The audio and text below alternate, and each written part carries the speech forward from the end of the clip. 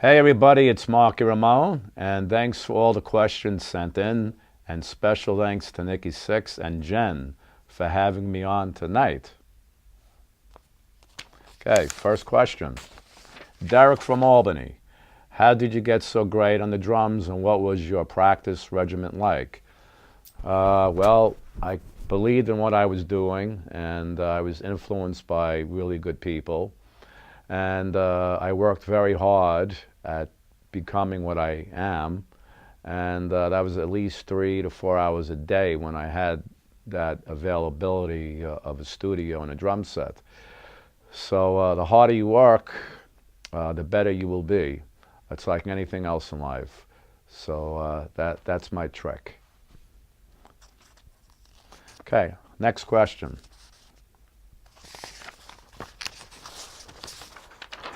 Chris from Louisville.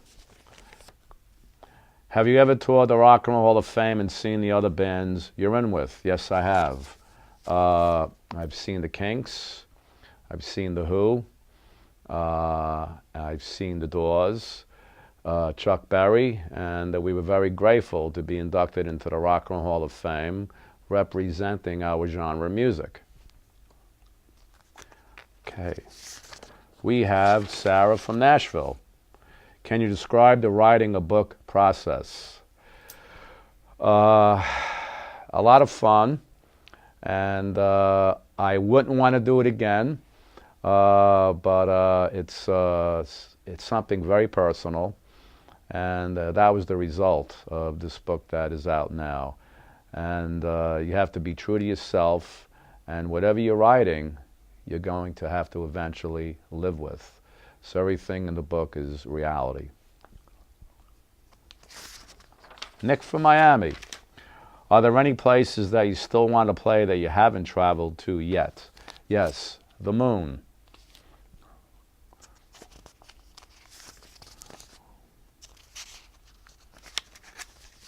Okay, we got Tom from Los Angeles.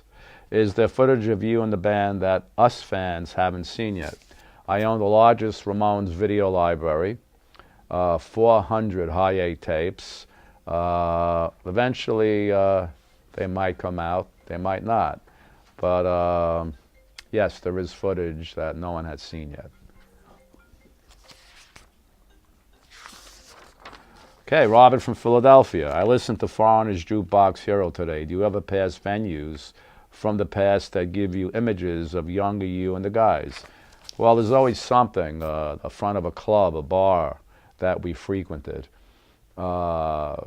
Just a street, a building. That's what we're made of. We're made of memories, and there are certain things that bring them out.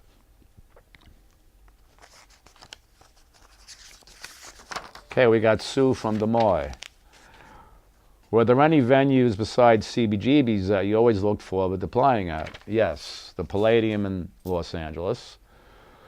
We played other places in New York that were larger. After the band got larger, we couldn't play CB's anymore because it was too tiny. So we would play Irving Plaza, the Ritz. So just to name a few, there were a lot of places. Sam from Providence. When you dabbled in acting for a bit, did you enjoy it? Yes, I had one line in rock and roll high school. So that was great, but I was very disappointed I didn't win the Oscar for that. Maybe next time when I have 2 lines. Chris from Altoona. If you could give one piece of advice to your 70s self, what would it be? Good question. I guess that I would, that was never asked of me before. Continuing to use Rogers drums throughout my whole career instead of all the other drum sets that I had. Taylor from Boise. Will you be doing a book signing tour for the release of Punk Rock Blitzkrieg? Yes. You can go to markyramone.com, check it out, and you'll get some info on there, and eventually there will be probably more.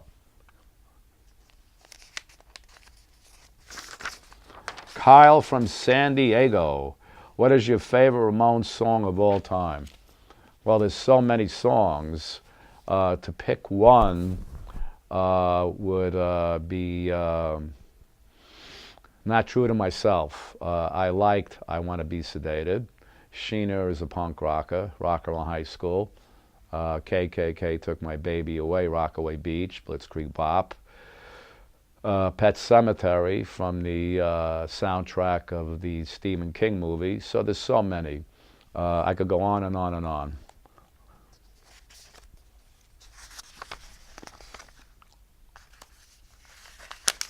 Okay, we got Kate from Scranton. What is one thing you hope your fans learn from reading the book?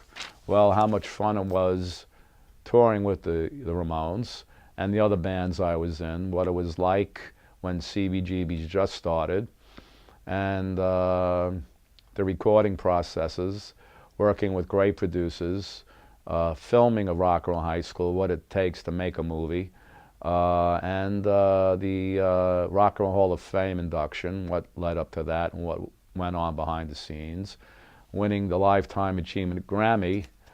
So if you're a musician or any curiosity seeker, it's a book full of a lot of information about things like that. All right, Nicole from Arlington. What band during the 1970s did you feel was most comparable to the Ramones or even your biggest competition? There was none.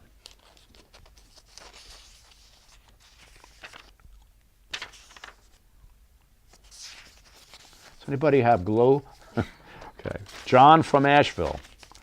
What would you say your life motto is in the present day? Live each day like it's the first day of the rest of your life. It's very precious. I know. 4 of my bandmates and friends passed away who were very close to me. So really enjoy your life and forget about the petty things and just enjoy it. Ben from Jackson. What was your overall favorite song to perform live through the years? Again, there was so many. I can name a few, but we had a large catalog. Again, Rock and Roll High School, I Want to Be Sedated, Sheena is a Punk Rocker. I liked Surfing Bird, which was originally done by the Trashmen in 1963 that we covered. Also, later on, I Don't Want to Grow Up. So there is a lot. Depending on the time each album came out, that we would play a selection of each album. Carly from Milwaukee. Which did you prefer more, touring or being in the studio writing and recording? I like both. You experience different things. The recording process, the live performances, what you learn when you're playing live, and how to develop yourself on each album as the recording musician. There's different techniques and different things that could make you better that you can discuss with the producer. Live, you learn. It's always good to play clubs, mid-sized venues and stadiums because you learn through those experiences. Clubs, you're closer to the people. Venues, you're not really, and the stadiums, you're really far away. So there's really different things that you do when you're in front of a certain amount of people.